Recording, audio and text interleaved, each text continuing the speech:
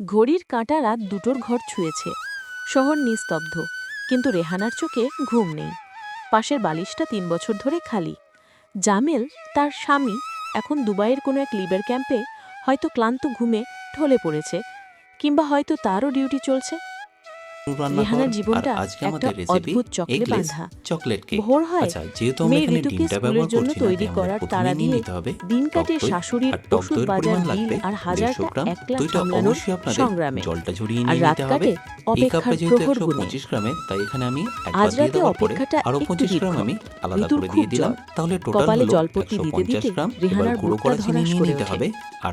এই যে মধ্যরাতে মেয়েটা জ্বরে কাতরাচ্ছে, এই দৃশ্যটা দেখার জন্য, ভরসা দেওয়ার জন্য পাশে কেউ নেই।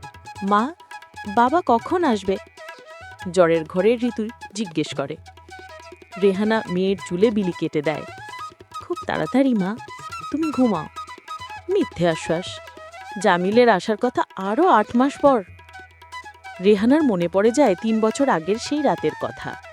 জামিল যখন প্রথমবার ব্যাগ গোছাচ্ছিল, রিহানা কান্না চেপে বলেছিল, আমাদের চলে যাবে তো? জামিল হেসেছিল, পাগলি, চলে তো যাবেই। এই দেখবে বছরগুলো কেমন দৌড়ে পার হয়। ঋতুর জন্য ভালো স্কুল, তোমার জন্য একটা সুন্দর বাড়ি, সব হবে। বছর পার হয়েছে ঠিকই, কিন্তু দৌড়ে নয়, যেন খুঁড়িয়ে খুঁড়িয়ে। ভিডিও কলটাই যা ভরসা, কিন্তু তাতে কি আর সব বলা যায়? জামিল যখন ঘরমাক্ত মুখে হেলমেট খুলে ফোন ধরে, রেহানা দেখতে পায় তার স্বামীর চোখের নিচের কালি। কেমন আছো? জামিল জিজ্ঞেস করে। ভালো, রেহানা এক শব্দে উত্তর দেয়। সে কিভাবে বলবে যে আজ সিলিন্ডারওয়ালা বাজে কথায় শুনিয়েছে? কিভাবে বলবে শাশুড়ির ডায়াবেটিসটা আবার বেড়েছে? কিভাবে বলবে এই একা একা তার আর ভালো লাগছে না? জামিল হয়তো বলতে পারে না ৪০ ডিগ্রি গরমে তার পিঠের ঘামাচির যন্ত্রণা, কিংবা সুপারভাইজারের ধমক। দুজনেই হেসে মুখে বলে, ভালো আছি। প্রবাসী স্ত্রী এই তকমাটা বড় অদ্ভুত। সমাজের চোখে রেহানা খুব সুখী। তার স্বামী বিদেশে থাকে, প্রতি মাসের মোটা টাকা পাঠায়। পাড়া তুতো ভাবিরা যখন নতুন শাড়ি বা গয়না দেখে বলে, ভাগ্যিস জামিল বিদেশে আছে, তোমার তো রাজরানী দশা। রেহানা শুধু হাসে। এই হাসির আড়ালে লুকিয়ে থাকা কষ্টটা কেউ দেখে না। গত সপ্তাহে যা হলো সেটা রেহানাকে একেবারে ভেঙে দিয়েছে। ঋতু স্কুলে ছিল ফাদার্স ডে, বাবার দিন। সব বাচ্চারা তাদের বাবার হাত ধরে স্কুলে এসেছে। ঋতু একা দাঁড়িয়েছিল। বিকেলে বাড়ি ফিরে মেয়েটা কিচ্ছুটি খায়নি, শুধু ছবি আঁকার খাতা নিয়ে বসেছিল। রেহানা উকি দিয়ে দেখে ঋতু একটা ছবি এঁকেছে। একটা লোক প্লেন থেকে নামছে আর একটা ছোট্ট মেয়ে তার দিকে দৌড়ে যাচ্ছে। রেহানা আর সহ্য করতে পারেনি। বাথরুমে ঢুকে শাওয়ারে ছেড়ে দিয়ে সে অঝরে কেঁদেছিল। তার কান্নার শব্দ যেন পানির শব্দের নিচে চাপা পড়ে যায়।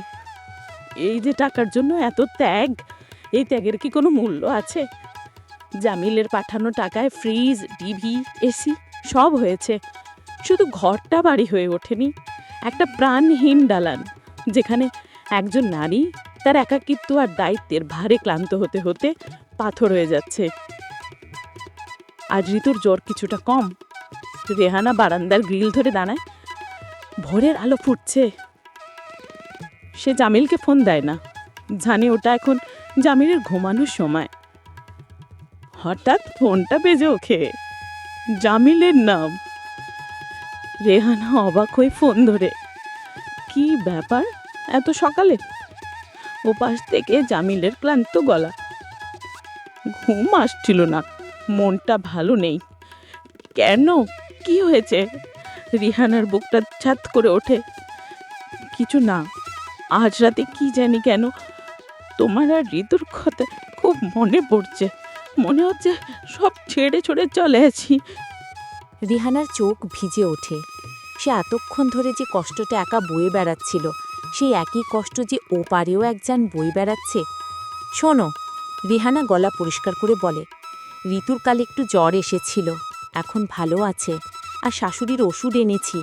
চিন্তা করো না, তুমি নিজে শরীরের যত্ন নিও, আমরা ভালো আছি। জানি তুমি আছো বলেই ভালো আছি। জামিলের গলায় ভরসা। ফোনটা রেখে রেহানা দীর্ঘশ্বাস ফেলে। এই তো জীবন, দূর থেকে সুতোয় বাঁধা দুটো মন। একজন মরুভূমিতে পুড়ে সোনা পাঠায়, আরেকজন সেই টাকায় গড়া খাঁচায় বসে দিন গুনে। কষ্টটা শুধু রেহানার নয়, কষ্টটা জামিলেরও। এই কষ্টটার নামই হয়তো প্রবাসীর জীবন। রেহানা জানে এই রাত শেষ হবে, আবার সকাল আসবে, তাকে আবার লড়তে হবে, কারণ সে শুধু একজন স্ত্রী নয়, সে একজন প্রবাসীর স্ত্রী, একাই একটা পোতা সংসারের কাণ্ডারি। হ্যালো লক্ষ্মীরা, কেমন লাগলো আজকের গল্পটা? অবশ্যই কমেন্ট করে জানাবা। লক্ষ্মীরা, আমার চ্যানেলটা সাবস্ক্রাইব করতে ভুলো না কিন্তু।